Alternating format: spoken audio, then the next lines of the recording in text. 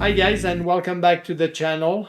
In this video we'll insulate the floor of the Transit using rigid XPS insulation, and then we'll template, cut and install the subfloor using 1/2-inch plywood. So without further ado, let's get started.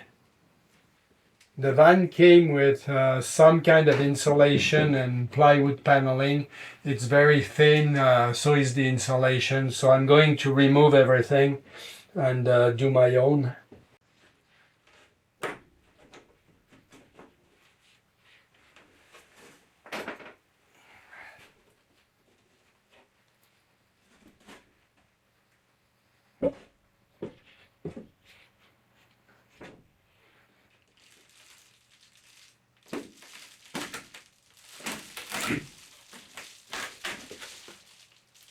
As I remove the plywood paneling, I'm discovering different types of insulation. I have to remove everything anyways so that I can run my own electrical wires and do my own installation, because this is not a very good job.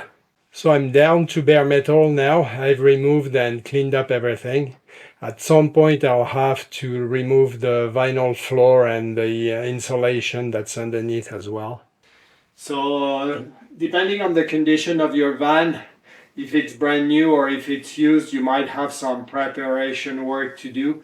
Mine wasn't too bad. From the factory, they had put some very thin insulation, like a bubble insulation, and a vinyl cargo mat on top, so the floor is really good. There's no scratches, no rust, nothing, just some cleaning and dusting. But you might have to do more, like repair some rust on your van. Once the floor is pretty much ready, the first thing I'm gonna do is actually draw a center line to take all my measurements from. The walls are too complex to use them as a reference. So I measured from both sides and marked the half point, and I'm now going to do the same thing at the other end and then make a line connecting the two front to back. I'm using my 1/2-inch aluminum square tubing as a straight edge to mark a line down the floor of the van, and I put 3 pieces of double-sided tape to hold it in place exactly where it needs to be. One at each end and one in the middle. And now I'll be able to draw a line all along the van to have a reference for measurements.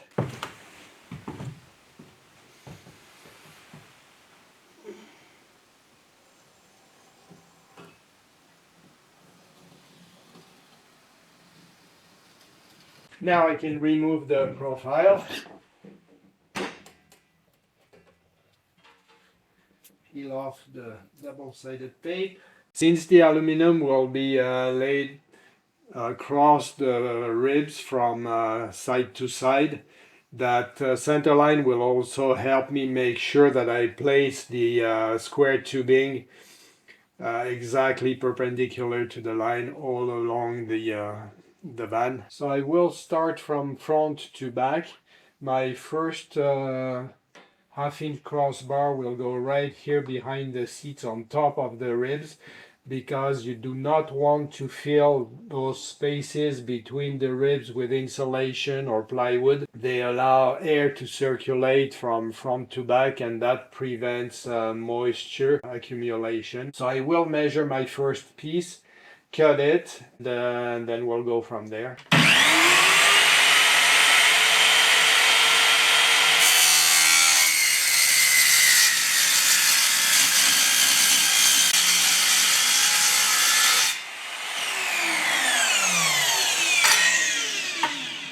So the first piece will go like this, perfectly perpendicular to the center line we just drew, and it comes to the slider door here and ends right there.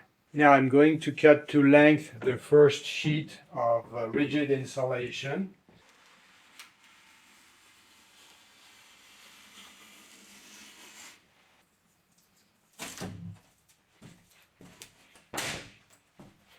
So that looks good. Everything lines up properly. So I've made progress laying down the XPS insulation and my aluminum crossbars. Now I've reached the point where I have to start making weird cuts, and that's becoming more challenging. So I've been using a contour gauge, which is made of a long series of thin plastic plates that can slide in and out, and basically you just push it around your shape, and you get the design which you can reproduce on your piece. But I'm still doing it on cardboard before I start cutting insulation. All right, it looks like a pretty good fit on this side. Now I have to do the other side. That piece now fits perfectly, so I'll be able to glue it to the floor and move on to the next one. The contour gauge makes the process of drawing complex shapes fairly easy. I'm doing the wheel well, and just push the contour gauge around the corner of the wheel well, and it just picks up the shape. Then I measured the spacing from the center line. You remember earlier we drew a center line down the floor. So from the center line to the wheel well, and drew a line from the previous board to the wheel well as well. So that gives me the placement now of the contour gauge on the sheet. Mark an X, of course, to know which piece I'm removing, because it's easy to cut the wrong corner. And yeah, so once marked, which I'm gonna do right now,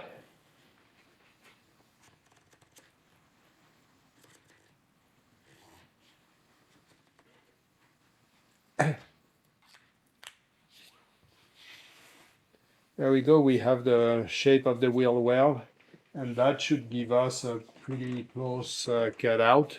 All right, so it looks like a pretty close fit. This is the passenger side, and let's see if I can show you the driver's side. But this is what we got, so pretty happy with that. It looks good, so I'm going to be gluing this panel to the floor and continue on. From the rear of the two front seats down here is done and glued. I'm quite happy with the cuts, so the method seems to be working. I have only one full sheet of rigid insulation left, which I'm going to use for the last section, and then I'll fill the gap with leftover that I have. And I want my subfloor to come all the way to the edge here. And now I have to make the cuts for the pillars and the wheel wells. So I'll base everything off the center line here. It worked well for the other pieces. So I marked the midpoint here, and using a square, I will draw what will be my center line.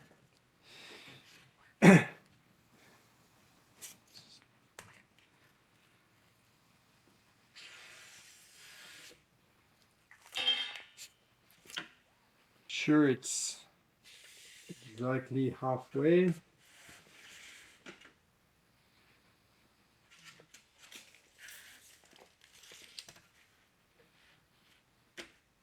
Perfect. Measuring off the center line, I will start with the cutouts for the pillars.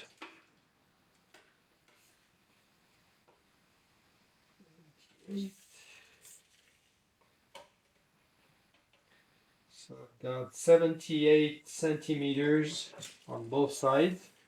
So I'll mark that first on the edge of the insulation. So I pushed the contour gauge against the pillar, making sure to keep it parallel with the center line, so it's not at an angle. I now have the shape of this pillar and angle, and I'll transfer that to the XPS sheet. Now, using a laser level, I can determine exactly how far from the back end of the panel I need to make the cutout. I just project the laser beam exactly perpendicular to the center line using a square. Project it against the wall to decide where I want the sheet to to end at this end here and make the cutout. And this way I'm sure to be aligned. I don't know if you can see it on the camera, but the vertical line here ends just at the rubber gasket of the door. So if my insulation stops here, then I know the subfloor won't interfere with the back door, and it will just come right to the edge here. So I'm using the same technique here. The laser is shining a beam exactly along the edge of the square, so I know I'm perpendicular with my center line. And I can now measure from the little reference line I made at the rear where I want my board to stop. This is my reference line to measure the distance between the rear edge of the board, and the cutout for the wheel well. So do you recognize my center line, halfway point widthwise? And this thin line here is where I want the the XPS board to stop, and my subfloor as well. So I'm measuring everything from this line. All right, so I think I'm done for this side. This is just a dry test, but it looks like it's fitting nicely all around. This I will have to round off at the end. I'll probably do it with a pen just underneath, following tracing the edge. And now I have to do the other side, and hopefully it will all fit nicely. Time to test the theory.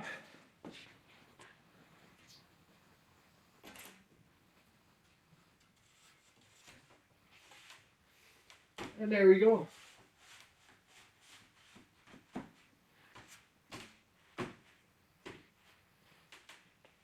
Fits nicely. It's lined up with the center line.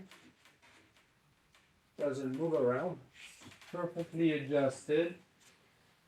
I'll measure the space together and the spacing between the two remaining boards. 46 and a half. 46 and a half. So this board is perfectly parallel with the other one, so I shouldn't have trouble cutting two pieces now to fit in the gap. And then I'll glue those last pieces, and I'll be done for the floor insulation. So I already trimmed along the edge here, and yeah, that looks great. If I can do the same with the plywood, that'll be amazing. So before I glue the pieces anyways, I like to clean the floor just for my own. But anyways, this is great. I'm happy.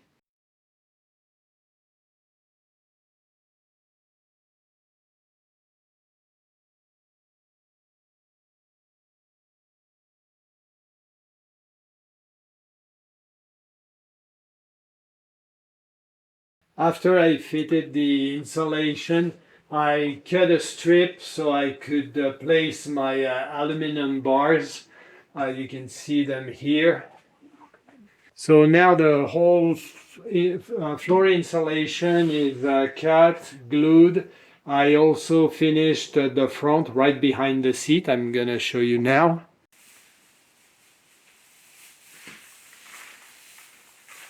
So I am going to use the boxes from the solar panels to make cardboard templates now to cut the plywood. I'll start from the back and work my way towards the front. At least I'm getting practice from the rear of the vehicle where it won't be so visible. The first thing I'm going to do is cut it in a perfectly straight line on both sides. So I have a reference with my center line, you'll see later. and I'll be able to move that to the plywood and duplicate exactly the dimensions. I'm using my laser level to make sure that my line is straight. Just shine a green line all along. So that looks good. So I'm gonna cut a parallel line on the other side of the cardboard. So I traced a black line parallel with the first cut all along the other side. So I can now cut along this line. So I drew a line parallel to the center line, which I will be able to use as a reference. That's the width of my piece of cardboard. And now I'm going to start using the contour gauge to follow the contour of the pillar and the wheel well, just like I did for the insulation, except that my reference line is moved to the width of the cardboard. I will also mark a reference line on the pillar and use it to mark a reference line on the cardboard template so that I have a depth adjustment as well.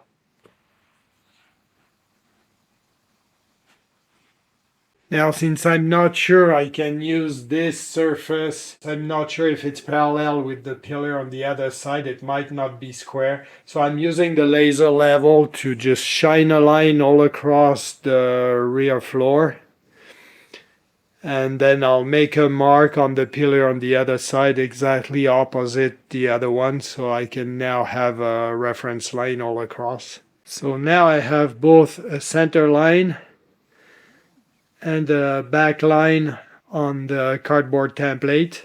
So I can start using it. Now I have two reference lines and I should be fine. So trying to keep the contour gauge lined up properly, perpendicular to the rear line and parallel with the center line, I will push it against the pillar and get the contour from it.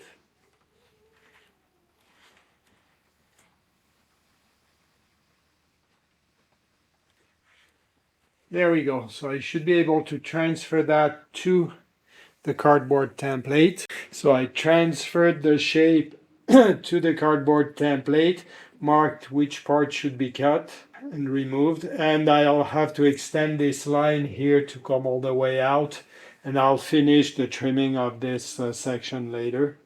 So let's cut it and see what happens. Might be hard for you guys to see, but I just placed the cardboard the best I could, considering now that it's missing some cuts, but it looks like that should work well. It hugs along the pillar. The line is lined up with my mark here. So I'll continue now and go around the wheel well. Alright, I had to do some very minor trimming around here. Like this line is not perpendicular, it's slightly at an angle, and the round was not quite, but it just needed to go in just a touch. But otherwise I'm happy with the fit now. All along here, my lines are lining up, my reference line is lined up, so that should work well. So I'm quite happy with that. Just in case I get lucky, I'll try to flip it around and see if it fits the other side just as well. Then it would save me making a second template, but not holding my breath on this one. So before I move on, I make sure to identify my piece, know exactly which one it is and how it goes.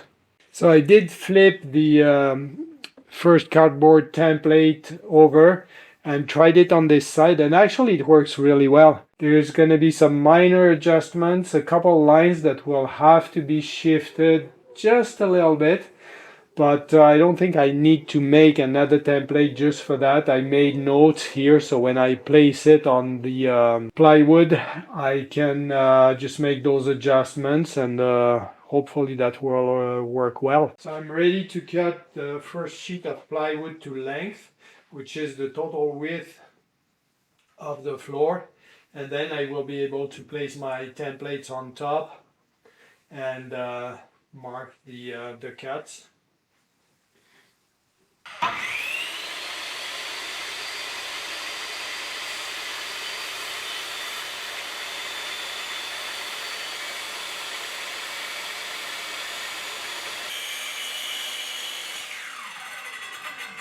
So I've made the first cut, which was to cut the sheet to the width of the floor. I marked my center line, off of which I will base everything.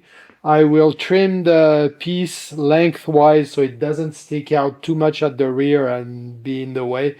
But I'm leaving just a little bit of space, and then I'll have to finish it later. So now I have the cardboard template placed on the sheet of plywood. The center line and the rear line are both lined up. So I'm going to be able to trace the cuts over there and cut them with a jigsaw. The rear piece is in place. It's just a test fit, but it entered properly. The lines are lined up. So I think I'm pretty happy with that. I'll look in detail, but I don't think I need to touch up anything. I placed the water tank on the subfloor just to have an idea of how it fits and how I'm gonna mount it. There are some factory bolts. One I can use for sure, the other one I'll probably have to drill. I'm gonna show you what my plan is. I'm going to use this metal strap to make two straps. So there's an M8 factory bolt right here, so that'll be nice. And the hole actually in the subfloor will go into the next panel.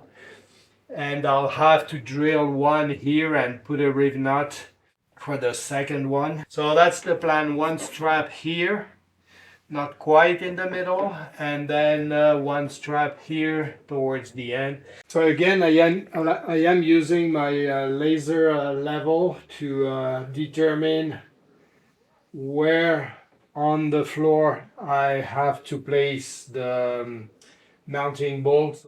I just finished cutting the cardboard template for the middle piece driver side. For some reason it took me quite a few tries to get this one the way I wanted, but it's now perfectly aligned on all sides. It fits well around the wheel well, and again I'll try my luck like yesterday and flip it around, see if it fits the other side just as well. Flipping the template didn't work. It was close but not close enough, so I had to make another one. Again, it took me quite a few tries, but I've got it perfectly lined up every way possible right now. So I've got the plywood marked according to the templates and ready to be cut. The middle piece is in place. It fits properly. I had to trim the sides here between the wheel wells and right here at the end. So there's a larger gap than I wanted, but the thing is it wouldn't go in otherwise. Like, it was just too tight because you need to lower it from higher up, and the body is slightly curved. It just wouldn't fit. Since it fits nicely, I'll remove it and put it aside. And I still need to cut the last piece now right behind the front seats.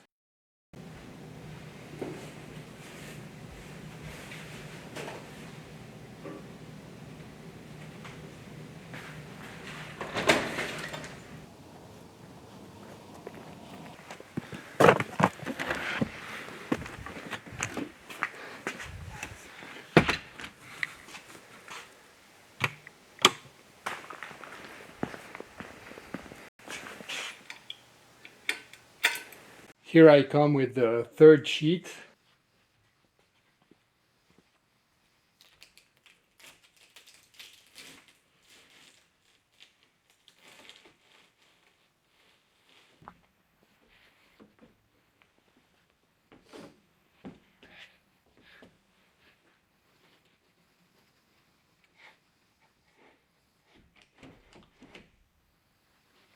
It's going in, but there's one cut I forgot. I need to make a little cut in the corner just to clear the door gasket.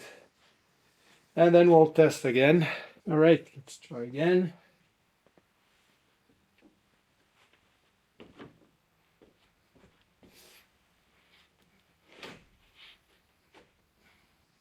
I think it's pretty good. Yeah, I just missed a step and almost fell on the camera. So I was going to say that it looks pretty good. I think I'll just trim a little bit at the end so that the board goes a little bit further in. I didn't film what just happened, but I got my wife to give me a hand. We actually placed all 3 sheets for a dry test, and I've got 2 very minor adjustments to make. One to this board later, so it just slides a little bit more where it should be, and one at the very back piece as well, so it butts exactly against the middle one. But it looks really good. I'm quite happy. So now that the 3 boards for the subfloor are cut and fitted, I'm applying 2 coats of mildew resistant paint, just because it's the floor and you never know. I'd rather be safe than sorry. So I'll do both sides and all the edges. While the paint is drying, I'm doing some electrical work. Right now I've been wiring the battery cable that will go from the vehicle battery all the way to the back to the DC-DC charger. The intention today is to complete the subfloor by mounting the 3 plywood pieces down on the insulation. They will be glued and screwed, glued on the insulation, and the edges screwed in the aluminum square tubing. As you can see, I've made brackets to later secure the water tank.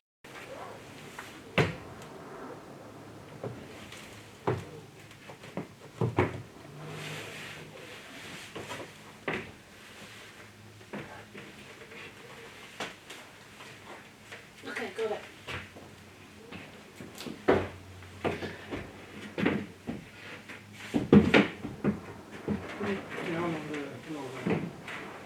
Okay.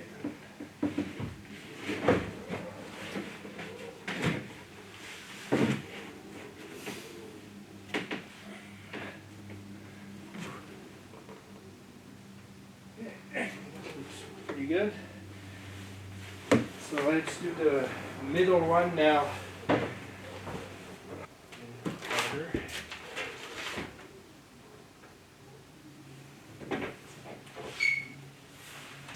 Holding it. Yeah, but no. No? So I want to put it down. Okay.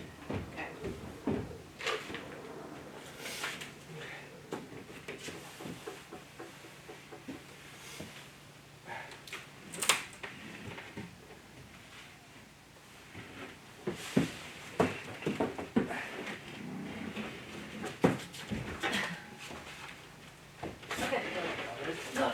So remember, yeah, about this level, and now just go back, slide back.